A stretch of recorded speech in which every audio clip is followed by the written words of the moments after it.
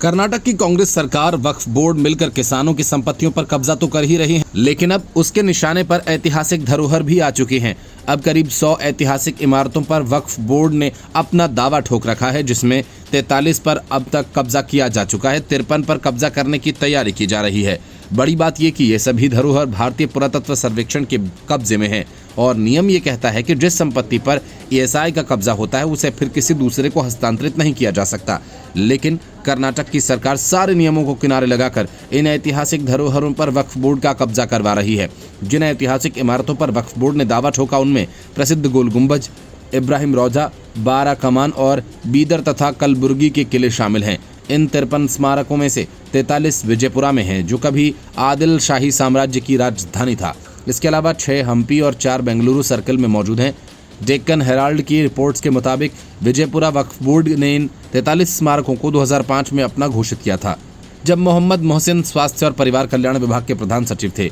मोहसिन ने उस समय वक्फ बोर्ड के अध्यक्ष और विजयपुरा के डिप्टी कमिश्नर का पद संभाला था। उनके मुताबिक राजस्व विभाग ने सरकारी गजट अधिसूचना जारी कर वक्फ बोर्ड के दावे को मान्यता दी थी, जिसमें उन्होंने प्रामाणिक दस्तावेजी सबूत पेश किए थे। वक्फ बोर्ड कथित तौर पर संपत्ति के मालिकाना हक के प्रमाण पत्र का फायदा उठा रहा है, जबकि कानून के अनुसार एक बार ईएसआई के पास किसी संपत्ति का अधिकार आ जाता है तो उसे वापस किसी के अन्य के नाम नहीं किया जा सकता। साल 1958 के प्राचीन स्मारक और पुरातात्विक स्थल अधिनियम और नियमों के तहत ईएसआई द्वारा संरक्षित संपत्ति को किसी अन्य को नहीं सौंपा जा सकता।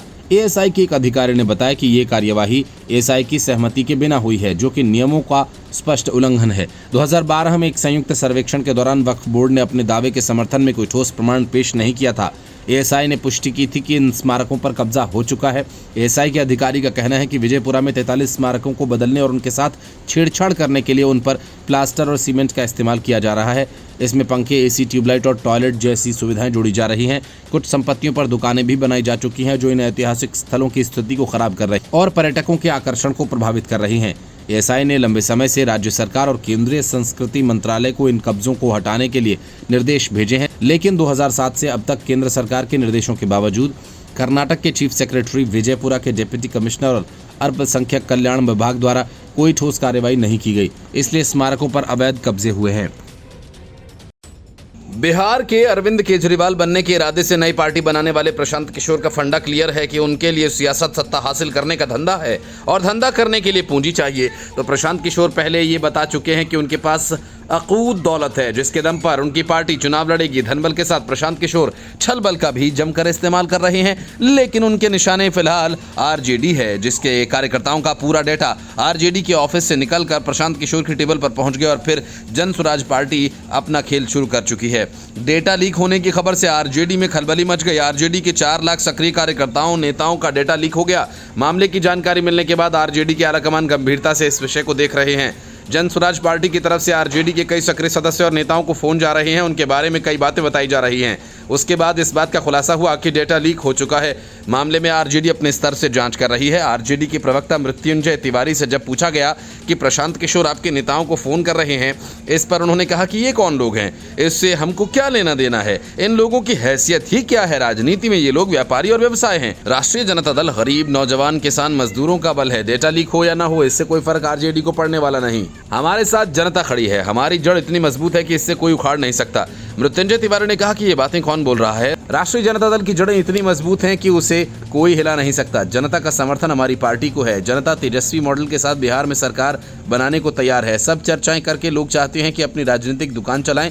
राष्ट्रीय जनता दल के सामने ऐसे राजनीतिक दलों को उनकी हैसियत पता चल जाएगी। बिहार में सबसे बड़े दल के रूप में राष्ट्रीय जनता दल है और ये सब लोग जानते हैं। इस प्रकरण पर जन स्वराज के प्रवक्ता अमित विक्रम ने कहा कि प्रशांत किशोर और जन स्वराज की विचारधारा से प्रभावित होकर लाखों की संख्या में बिहार के युवा, आमजन, किसान सब लोग एकजुट होकर पार्टी में शामिल हो रहे हैं। सबके मन में एक ही संकल्प है, विकसित बिहार, शिक्षित बिहार। अन्य राजनीतिक दल जो उनके यहाँ केवल और केवल परिवारवाद है। नेताजी के बाद उनके बेटे और उनके बेटे के बाद एक और बेटा, यही बिहार के दलों की परिपाटी बन चुकी है। इससे उनके कार्यकर्ता निराश हैं और जन स्वराज विचारधारा से प्रभावित है। आगे उन्होंने कहा कि जन स्वराज में परिवारवाद नहीं है, बल्कि योग्यता के आधार पर टिकट दिया जाता है और अगर इन विचारों से प्रभावित होकर बिहार को एक विकसित और शिक्षित राज्य बनाने के लिए संकल्पित होकर लोग हमारी पार्टी में आ रहे हैं तो हम उनका स्वागत करते हैं। हमारी पार्टी किसी दल के राजनीतिक कार्यकर्ताओं को तोड़ने या उनमें से सेंधमारी करने का काम नहीं कर रही है। हमारे विचारों से, हमारे नेता के विचारों से, पार्टी के विचारों से जो प्रभावित होकर आते हैं उनका स्वागत और अभिनंदन है। कुछ महीनों पहले आरजेडी के प्रदेश अध्यक्ष जगदानंद सिंह का लेटर भी वायरल हुआ था, जिसमें कहा गया था कि आरजेडी छोड़कर जनसुराज से जुड़ रहे कार्यकर्ता और पदाधिकारियों पर कार्रवाई होगी। हालांकि लेटर वायरल होने के बाद आरजेडी ने इस लेटर को फर्जी बताया था। Bureau report, news of India. लोग कहते हैं कि नाम में क्या रखा है, काम देखो, नाम के चक्कर में पड़ने का क्या फायदा। लेकिन महाराष्ट्र के चुनावों में नाम के पीछे ही बड़े नेता पड़े हुए हैं। पहले उद्धव ठाकरे चीख चीख कर कहते रहे कि बाला साहेब ठाकरे के नाम का इस्तेमाल करना शिंदे गुट बंद करे। शरद पवार तो सुप्रीम कोर्ट जा पहुंचे और ताकि अजीत पवार गुट नाम का इस्तेमाल न कर सके। और अब अजीत पवार ने एक बार फिर से नेम गेम शुरू कर दिया। असल में अजीत पवार ने कटोल विधानसभा क्षेत्र से अनिल देशमुख नाम का प्रत्याशी उतार दिया। उनके सामने महाराष्ट्र के पूर्व गृहमंत्री अनिल देशमुख के बेटे सलिल देशमुख है। बताया जा रहा है कि उनका ये नाम वोटर्स को कंफ्यूज करने और भाजपा की मदद के लिए है। असल में सीट पर सलिल का मुकाबला भाजपा के उम्मीदवार चरण सिंह ठाकुर से है। महायुति के साथी की राह आसान बनाने के लिए अजीत पवार ने अनिल को मैदान में उतारा। माना जा रहा है कि अनिल देशमुख सलिल देशमुख का कुछ वोट काटने में कामयाब रहेंगे, जिससे भाजपा उम्मीदवार के जीत का रास्ता खुल सकता है। पूर्व गृहमंत्री अनिल देशमुख इस विधानसभा क्षेत्र से 5 बार विधायक रह चुके हैं।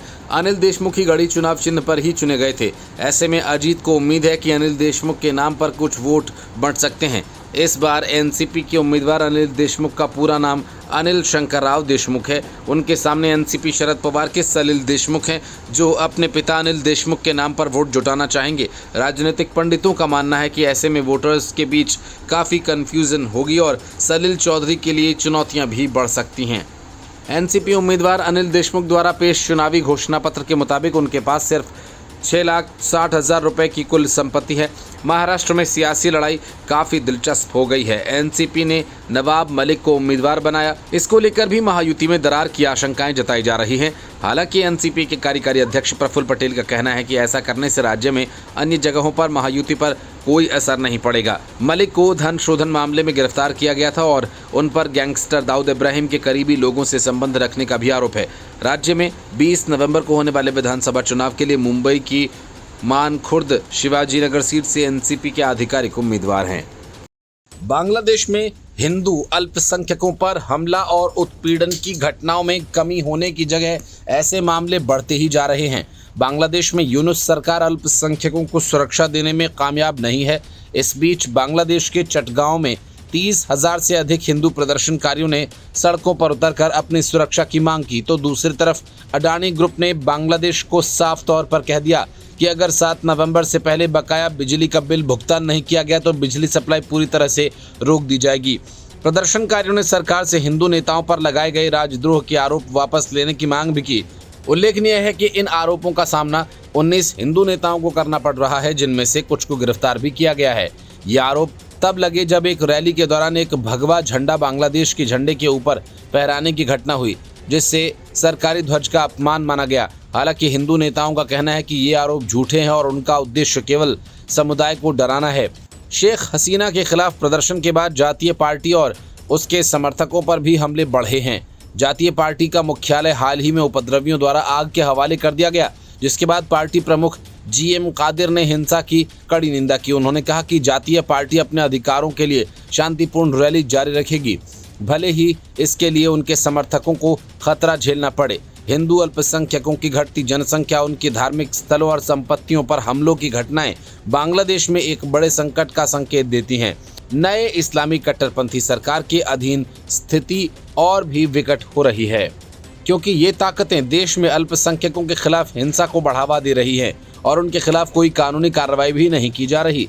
इस बीच अडानी पावर ने बांग्लादेश को बिजली की आपूर्ति में कटौती कर दी, जिसका मुख्य कारण बकाया भुगतान का न होना है।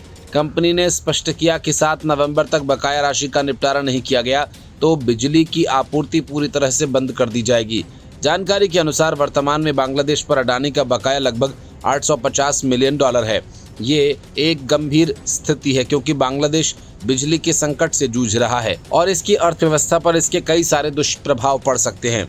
अडानी पावर ने पहले बांग्लादेश पावर डेवलपमेंट बोर्ड को 31 अक्टूबर तक बकाया चुकाने और $170 मिलियन का लेटर ऑफ क्रेडिट जारी करने के लिए कहा था। लेकिन बांग्लादेश ने कृषि बैंक के माध्यम से लेटर ऑफ क्रेडिट जारी करने का प्रयास किया, जो कि पावर खरीद समझौते की शर्तों के अनुसार नहीं था। सूत्रों के मुताबिक बांग्लादेश में डॉलर की कमी भी इस समस्या का एक बड़ा कारण बनी। ये न केवल अडानी के लिए बल्कि बांग्लादेश के लिए भी एक गंभीर चुनौती है। अडानी पावर झारखंड ने 31 अक्टूबर से बिजली की आपूर्ति में कमी कर दी, जिससे बांग्लादेश में बिजली संकट और बढ़ गया।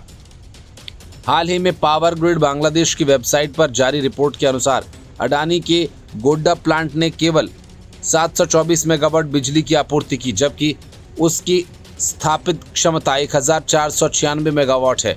जानकारी के मुताबिक अन्य प्लांट जैसे रापल और पावर पहले से ही कोयले की कमी के कारण आधी क्षमता पर काम कर रहे हैं। माना जा रहा है कि बिजली उत्पादन में कमी से देश की आर्थिक स्थिति और गंभीर हो सकती है। बताया जा रहा है कि अडानी पावर को बांग्लादेश से भुगतान में देरी और अनिश्चितता होने के कारण मजबूरी में यह कदम उठाना पड़ा।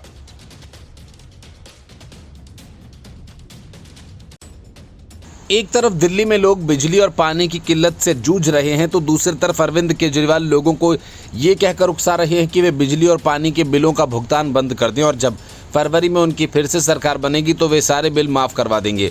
मतलब साफ है कि विधानसभा चुनाव तक केजरीवाल दिल्ली में अराजकता का माहौल बनाने की कोशिश कर रहे हैं। दिल्ली जल बोर्ड में करीब 80,000 करोड़ का घोटाला हो चुका है और वो 3,000 करोड़ के घाटे में है। ऐसे में अगर उसके बिलों का भुगतान रोक दिया जाएगा तो दिल्ली में पानी की समस्या और ज़्यादा गहरी हो जाएगी। लेकिन केजरीवाल का कहना है कि बिजली और पानी के बढ़े हुए बिल लोगों के पास भेजे जा रहे हैं, इसलिए उसका पेमेंट नहीं किया जाना चाहिए। लेकिन हकीकत यह है कि बिलों के रेट तय करने और उसे माफ़ करने फिर कम करने का पूरा अधिकार दिल्ली सरकार के पास है। केजरीवाल के चुटकी बजाते ही आतिशी मार्लेना आसानी से ये काम कर देंगी, लेकिन केजरीवाल बड़ा खेल करने की तैयारी में हैं। वे इस चाल को अपना मास्टर स्ट्रोक बता रहे हैं।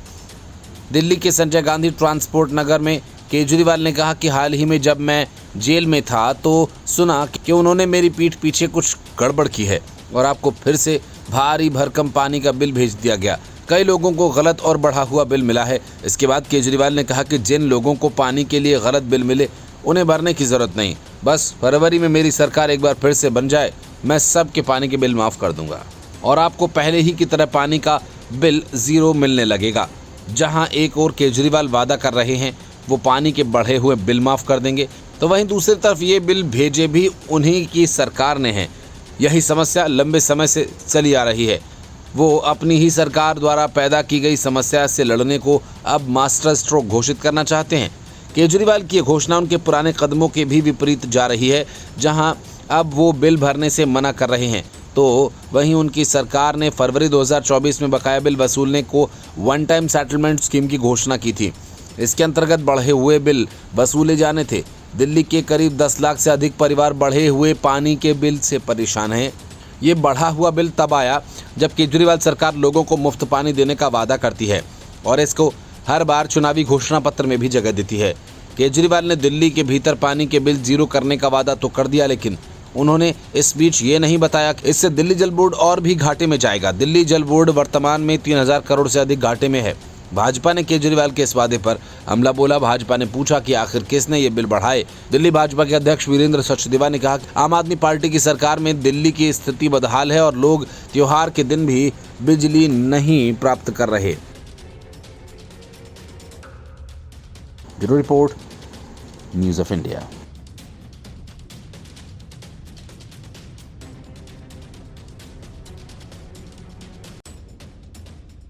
पश्चिम बंगाल में ममता बनर्जी की तूती बोलती है। टीएमसी के नेता से लेकर कार्यकर्ताओं का जलवा पूरे राज्य में है और ऐसी मजाल किसी के नहीं जो उनके खिलाफ मुंह तक खोल पाए। लेकिन वक्त के साथ ममता बनर्जी के सितारे भी गर्दिश की तरफ जाते दिख रहे हैं। पूरे राज्य में अत्याचार और भ्रष्टाचार का ऐसा जाल बुना जिससे निकल पाना किसी के लिए आसान नहीं।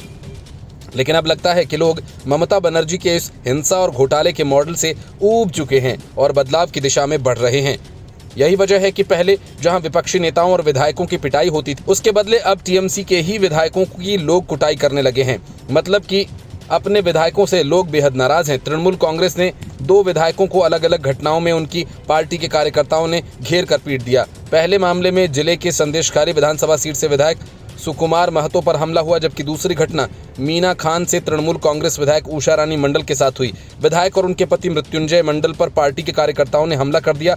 घटना उस वक्त हुई जब काली पूजा के अवसर पर एक कार्यक्रम से वो लौट रही थीं। विधायक के पैरों में चोट आई। उत्तर 24 परगना जिले में घटी पहली घटना में संदेशखाली विधानसभा सीट से विधायक सुकुमार महतो पर हमला हुआ। उनके सहयोगियों ने बताया कि स्थानीय पंचायत के उप मुखिया अब्दुल कादिर मुल्ला के साथ बदमाशों के एक गुट ने अचानक विधायक की कार को घेर लिया और उनकी पिटाई कर दी। महतो के एक सहयोगियों ने कहा, बदमाशों ने विधायक को धक्का दिया।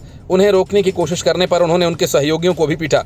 वे सभी अब्दुल कादिर मुल्ला के करीबी लोग थे। बताया जाता है कि मुल्ला संदेशखाली के निलंबित तृणमूल नेता शेख शाहजहां का विश्वास पात्र है। शेख शाहजहां इस समय न्यायिक हिरासत में है और उस पर इस साल की शुरुआत में ईडी के अधिकारियों पर हमला करने, संदेशखाली की महिलाओं के यौन उत्पीड़न और स्थानीय लोगों की भूमि पर जबरन कब्जा करने का आरोप है। हालांकि मुल्ला ने महतो पर हमले के आरोपों को खारिज कर दिया। दूसरी घटना में उत्तर 24 परगना जिले के मीना खान से तृणमूल कांग्रेस विधायक उषा रानी मंडल और उनके पति मृत्युंजय पर मंडल पार्टी कार्यकर्ताओं ने हमला किया। घटना उस समय हुई जब वो काली पूजा के अवसर पर एक कार्यक्रम से लौट रही थीं।